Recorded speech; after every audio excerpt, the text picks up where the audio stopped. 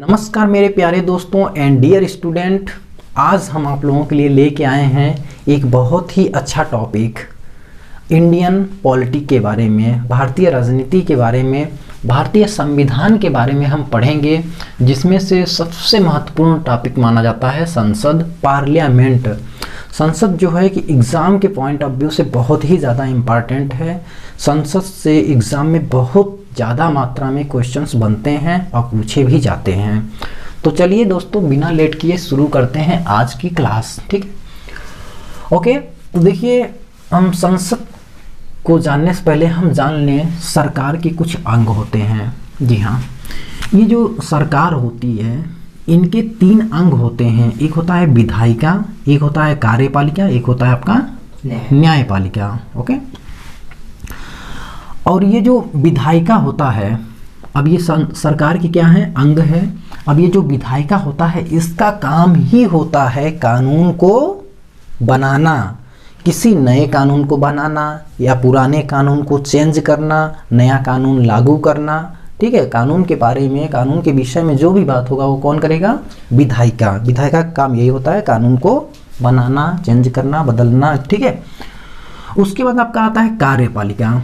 ये कार्यपालिका का काम क्या होता है, जो कानून बना है उसको लागू करवाना, उस पे कार्य करवाना। ठीक है, किसका काम होता है, कार्यपालिका का। उसके बाद आपका आता है न्यायपालिका। न्यायपालिका का काम क्या होता है, जो कानून बना है, अगर मान लीजिए कानून बन गया, कानून लागू भी हो गया, तो ऐसा तो है नहीं ना कि भाई कुछ भी कानून बन जाए फिर वो हम लोग मानने लगें। कहीं ऐसा तो भी हो सकता है कि ऐसा कानून बना हो जो हमारे मूल अधिकार, फंडामेंटल राइट्स का हनन हो रहा हो, हमारे फंडामेंटल राइट्स का शोषण हो रहा हो, तो हम उस पर क्या करेंगे, प्रोटेस्ट करेंगे, पीसफुल प्रोटेस्ट करेंगे। ठीक है, शांतिपूर्वक। ये अधिकार हमारे संविधान में ही दिया गया है। इसके बारे में हम इन डिटेल्स डिस्कस करेंगे अभी आगे। ठीक, तो न्याय, जब हम प्रोटेस्ट करते हैं तो ये न्यायपालिका का काम यही होता है उस कानून पे न्याय दिलाना, फिर उस कानून को मतलब लागू करवाना है कि नहीं, वो जो कानून बना हुआ है उसका पालन करवाना है कि नहीं, ये काम होता है किसका, न्यायपालिका का। ओके, इतना समझ में आया जी? ठीक, गुड। अब हम आते हैं अपने मेन टॉपिक, संसद, पार्लियामेंट में। ठीक, इसका निर्माण सन 1921 में चालू हुआ था और 1927 में इसका निर्माण हो गया था। और चालू किसने करवाया था, चालू करवाए थे लुटमन और बेकर ने। और इससे फाइनल, ये मतलब उसमें भाई आप जानते होंगे उसमें अंग्रेजों का ही शासन था, तो उनकी ही सरकार चल रही थी, तो उसी दौरान ये पार्लियामेंट, ये संसद बनाया गया था। ठीक है, तो इसे फाइनल किसने करवाया था, इरविन ने इस संसद को फाइनल करवा दिया था 1927 में। ठीक, अब देखिए, संसद के बेसिकली 3 अंग होते हैं। कौन कौन से, लोकसभा, राज्यसभा और राष्ट्रपति। अब यहाँ पे राष्ट्रपति जी थोड़ा अजीब टाइप लग रहे हैं कि ये लोकसभा, राज्यसभा तो भाई हाउसेस हैं, लेकिन राष्ट्रपति तो एक व्यक्ति है, ये कैसे संसद का हो सकता है। हालांकि राष्ट्रपति जी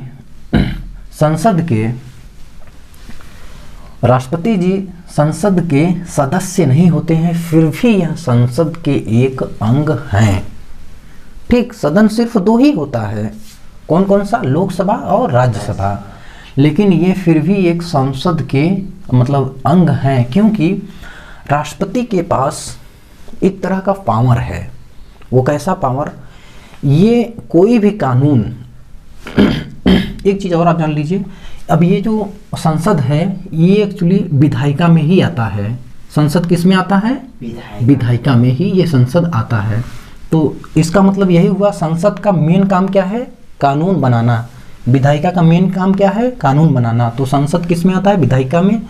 तो संसद का काम क्या है, कानून का निर्माण करना, कानून में बदलाव करना। ठीक है, तो देखिए, कोई भी कानून तब तक नहीं लागू होगा जब तक उस पर राष्ट्रपति जी अपना सहमति न दें, अपना वो साइन न करें, तब तक वह कानून नहीं लागू होगा, नहीं बनेगा। ठीक है, उसके बाद इसीलिए ये राष्ट्रपति भी संसद के एक अंग माने जाते हैं। अब देखिए, अब ये जो आपका ये संसद है, अब हमारी ये भारतीय संविधान के भाग 5 में इसके बारे में बताया गया है।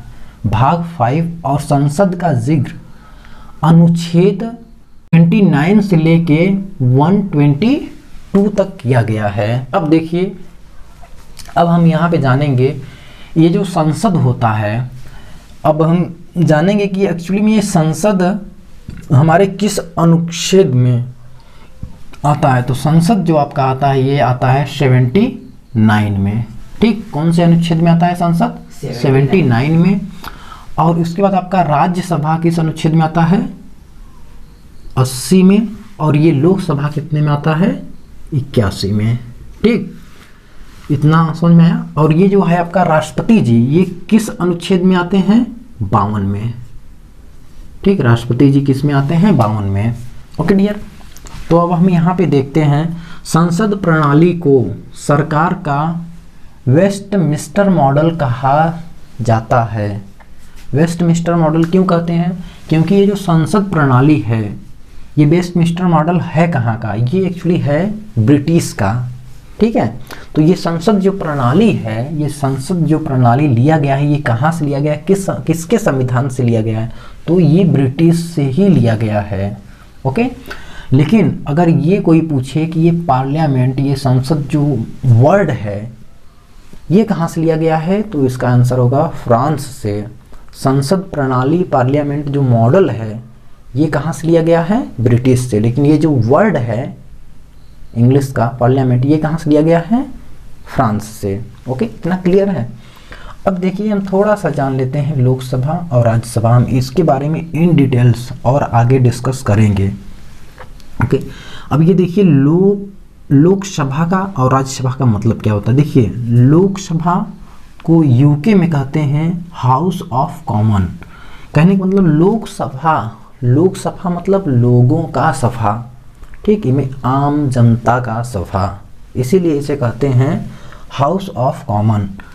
और इसको यूएसए में, यूएस भी लिख सकते हैं, अमेरिका है एक तरह से, house of representative. House of representative इसे यूएसए में कहते हैं। अब राज्यसभा मतलब क्या है? House of Lord. लॉर्ड मतलब बड़े लोग। इसमें एक्चुअली अधिकतर मतलब शिक्षित लोग ही होते हैं, इसमें बड़े लोग होते हैं। ठीक है, इसीलिए राज्यसभा मतलब राजाओं का सभा, बड़े लोगों का सभा, इस तरह से आप याद कर सकते हैं। और इसे यूएसए में कहते हैं सेनेट। इतना क्लियर हुआ आपको? चलिए स्क्रीनशॉट लीजिए। चलिए आप स्क्रीनशॉट लीजिए। ओके, आइए हम थोड़ा सा और कुछ जानने की कोशिश करते हैं। मैं आपको बता दूं एक ट्रिक में हम जानेंगे क्या। अब ये देखिए, एक आप ट्रिक याद रखेंगे, सरल। ट्रिक क्या है हमारा? सरल। देखिए, स से हो गया संसद, र से हो गया राज्यसभा, ल से हो गया लोकसभा। तो देखिए, ये संसद किस अनुच्छेद में आएगा? 79, फिर 80, फिर 81। याद कर लीजिए, श र ल, 79, 80 और 81। ठीक, इस तरह से आप याद कर सकते हैं अनुच्छेद को। ओके,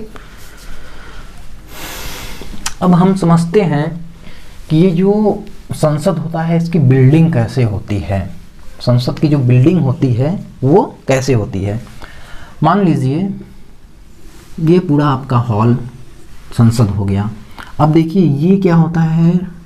2 भाग में डिवाइड होता है इस तरह से कुछ। मैं संसद की बिल्डिंग बनाने की कोशिश कर रहा हूँ। अब मान लीजिए ये इस तरफ हो गया आपका लोकसभा और इस तरफ क्या हो गया?